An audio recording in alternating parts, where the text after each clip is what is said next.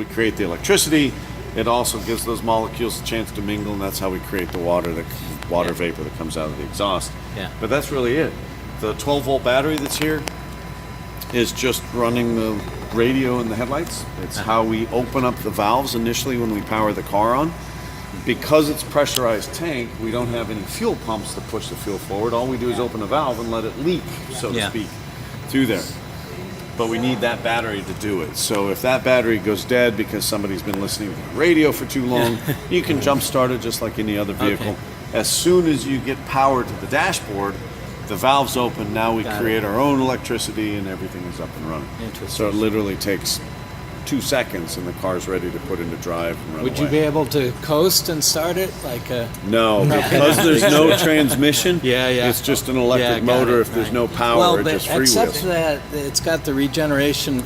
It has to be on for that to do it, because it has to change the polarity of the magnets in the motor. Right. Otherwise, they just open and it's The car's got to freewheeling. be shut off to open the fuel door. Inside the door itself, you'll find just a rubber dust cover instead of the standard twist cap for a gas or a diesel tank. Underneath that is a standard for high pressure compressed gas. If it was a helium tank, oxygen tank, they all look the same. For those that are familiar with the compressed natural gas cars, they have the same kind of nozzle on it. It's kind of like an air compressor. But you wouldn't want to put natural gas. Well, and you can't, because even though the nozzles would fit on there, this looks like a regular gas or diesel pump, but it's heavier because there's an infrared sensor here that communicates to this little gray pad. So if you were to hook up a helium tank or something else, it's not going to get the okay from the car to start flowing. So it doesn't open up the valves here. Quick question, is it the reverse also? Is as long as this door is open, you cannot start the car? That is correct. So you can start the car, you just can't put it in gear and drive off. So you have to turn the car off to open the door. Once this is open, you can restart the car. So if you've got the air conditioner going for your passengers or the heater going, that's all fine once you get the door open. Then this immobilizes the vehicle. So it's a simple matter. It just takes literally 2 fingers to push it on, latch it, and you're done. There's no leaks, no spills. After it's locked in place, it can't go anywhere. You can't pull it off the car. That infrared does a handshake with the vehicle. The vehicle says, yeah, I see you, you're locked on, it's airtight. We start flowing the gas. The car's locked, so you can't drive away. You'll never see one of these on 101 dragging 6 feet below. So when people ask me, is a hydrogen fuel cell car safe? Because of these kinds of technologies, intelligent technologies, it's actually safer in a lot of ways than the traditional gasoline-powered cars that we've been using for 100 years. Now, how about in crash tests, though? I'll get right back to that. Hold that thought. Now, once the tank's completely full, it'll shut off by itself, just like any other gasoline pump. Or you can choose to unlock it if you only want to put a little bit in for some reason. Once you hang it back up, you get the receipt, Honda pays the bill, dust cover goes back on, and away you go. It takes 3 to 5 minutes to fill it, depending on how empty the car is. So again, very similar to every other car we've been driving for a long time. Safety perspective. So there's a couple of things that affect the safety of this car. First of all, the tank itself fills to 10,000 pounds of pressure, so they're incredibly strong. There's a lot of pressure in there. It's an aluminum tank with a rubber bladder, and then it's wrapped in carbon fiber. But the carbon fiber is almost an inch thick. If you go to that partnership website that Wes talks about, there's some videos out there where they show the testing of these tanks, and they literally shoot them with a 50 caliber rifle. That's one of the tests that they have to pass to be certified for use on the roads here in North America. So the tanks are really strong, right? So that any kind of a collision that happens in the car, you'd be hard pressed to ever pop that tank.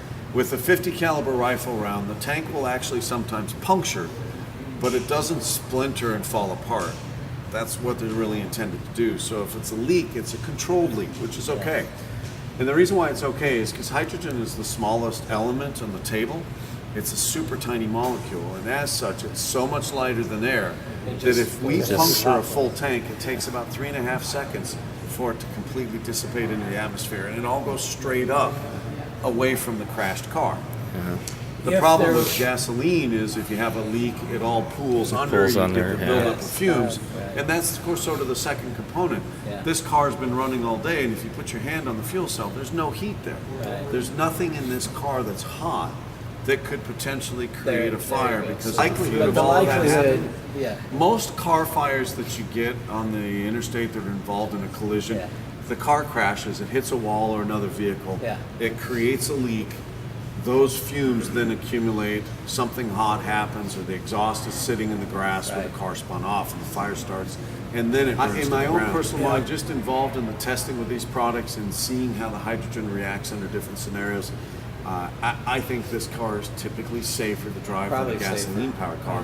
We've just been driving on gas for so long, we've sort of become numb to some of the risks. Right. We But don't those- lie anymore. Yeah. Yeah. I mean, those tanks are mostly plastic, but the Yeah. car has passed Yeah. all of the federal crash safety standards. That's the only reason Honda can sell it in this country. Right. And it has also, I think, gone through the Insurance Institute's crash safety test, but they don't report on their findings until June. Because it's a Honda, I would be very surprised if it was anything less than a 5-star rating for Yeah. side, frontal, and rollover protection. Right. And that's just what Honda does, is they build super safe cars. So I would expect this to perform as well or better than anything else. Now we do have the Toyota Mirai behind us. That is their answer to fuel cell vehicles. It's actually almost exactly the same size. It's 3/4 of an inch longer, but the two things you'll notice is it has a little more trunk space. That's because they just moved the back seat forward. So they sacrificed rear seat legroom in favor of more trunk space. Right.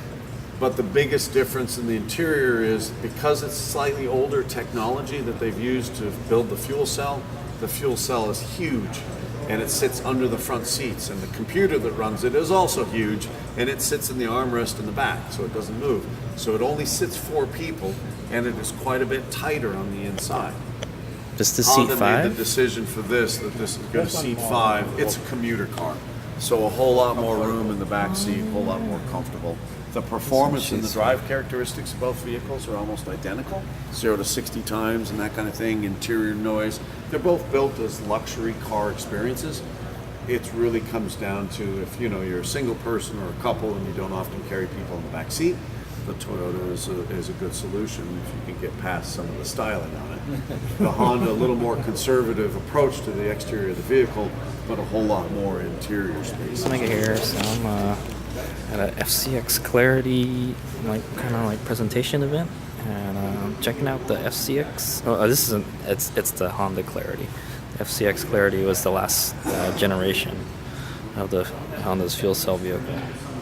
And there's actually interesting thing. There's actually a Mirai over here too. So the two competitors here, Honda and Toyota coming together, right? But yeah, so here it is. It's a nice looking car. It looks a lot like their newer cars, kind of like the Civic of this time. It's kind of got a little skirt in the back there. There it is, fuel cell. Sneaky little guys that There's can the get engine. out of just about anything. So all of the equipment that you see, but even that being said, So they're it is saying just the a fuel hose cell clamp is on the under all road. this stuff here. So it's obviously not a big deal. Let's see how much they If it leaks, But it's basically, if you guys don't know what a hydrogen fuel cell powered car is, it's basically an electric car with a fuel cell stack that provides energy for the electric motor that charges batteries. So, and you fill it up with hydrogen. He showed how to fill it up earlier. But basically, you just open this cap here, and the car has to be off-road to do that, and then you just plug that in there. It has like a little computer thing in there, and it's pretty easy. And he said it takes 3 to 5 minutes to fill. It's a very nice car. This one, unlike the Mirai, seats 5 people. sits here under the front seats. So the Toyota technology. I drove it earlier. I'll have a video of that. Goes the full width of the car, and it raises Very the seats nice. up about 6 inches. So these There's the cars trunk. There's still space. A couple duffels. You can easily get 4 carry-on bags. Oh, okay. You can get 3 sets of golf clubs in here. I don't even think you're Not what, with a 6'2" or giant 6'3"? pro-style golf bags, but a carry bag. You get 3 of those. All of that So technology. it's still got usable space. The 4 of us have had our luggage in the vehicle, and it's no big deal. I have a 22 carry-on. Here's the Toyota Mirai interior. It's a little bit bigger. Just a little bit. Along the bottom of the floor. There's a lot of tanks. These are all where the tanks is hiding back here. So I guess you lose trunk space for the gas tank. I guess. That's what the trunk looks like. It's all leather. So this is a luxury So car. the last version of the Clarity There's a was display configured up like this, and there. that was the one biggest concern for most of the customers. Computer They there. love the way the car drives, but this was less user friendly for carrying passengers and the utility. There's what you're a saying- Logic right there. And again, that's the biggest. Has a 12-volt battery Both here. very similar driving Power experience. like the 12-volt stuff. Luxury type cars. Start the car. Quiet and Underneath all this is the electric has a lot more motors usable space. and the fuel cell stack. And, Anything I guess the batteries and so you saw back there. That's probably where Well, the we tank do is have too. very quick, if you haven't, it looks like you've already answered the survey question. We do have a couple of quick survey questions there.